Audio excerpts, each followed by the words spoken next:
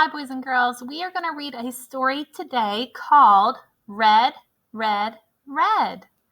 Our author is Gillian Nash. As you can see right here, boys and girls, I see a beautiful big tree with this luscious red color of leaves. I see leaves still on the tree as well as on the ground. This makes me think about fall time. I know we just kind of came out of that season, but we know that in fall, our leaves change colors and then eventually fall to the ground. Here, boys and girls, our focus this week is on R blends.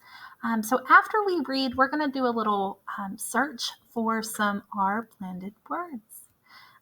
So here we go. Let's get started. It is fall when you can see stems that are full of red, red, red. All that red drops down on the grass. It makes big red patches like thick red rugs. Fall is pretty. It is cold as well. I think because fall is so pretty, that's why it's my favorite season. Oh, here we see ducks. Those are one of my dad's favorite animals. Let's see why our page has pictures of ducks. Ducks fly away in fall. Big flocks of ducks flap off to where it is not cold. Ducks quack as they flap. Ducks stop on this big trip to snack, chat, sip, plan, and nap. Then the ducks will flap, flap, flap away again. So here we are learning about how they are going to migrate to a warmer place. So that way they're not cold during winter. Wonder why these animals are here. Frogs hop less when it is cold. In fall, they nap in gaps in logs. Frogs can find such gaps in big logs. Some bugs nap in cracks. Fat, wet slugs nap as well. So there's our fat slug. You can spot them if you pick up rocks.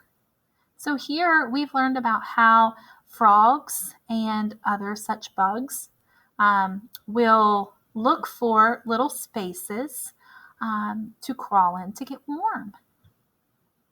So that's how they're adapting to the cold weather. Bats. Ooh, they scare me.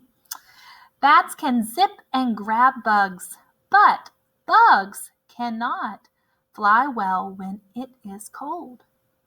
Bats nap then, because if bugs do not fly, bats cannot get them.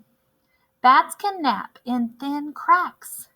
Bats nap in big dens in cliffs as well. I know in the past when I've been to Dixie Caverns and other such caves, you can see bats in there as well. So here we've learned, boys and girls, that when it's cold, bugs do not really fly around that much. And that's what our bats eat.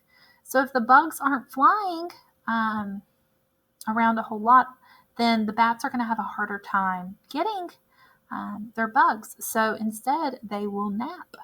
They kind of save their energy. Oh, a bear. What is this? It snacks on nuts. It snaps up bugs. It digs up grubs. It rips up big logs to find bits that it can eat. This one gets fat. Then it will nap in a big, dim den. It will live off its thick fat as it naps. So here we're learning about how it will find its food, and then it gets ready to go into hibernation, where it kind of goes into that deep winter sleep. And our last page. What can kids do when it is fall? Kids can make big red hills, toss them and flop in them. Kids can hop in them or dig in them. Kids can drop and kick them.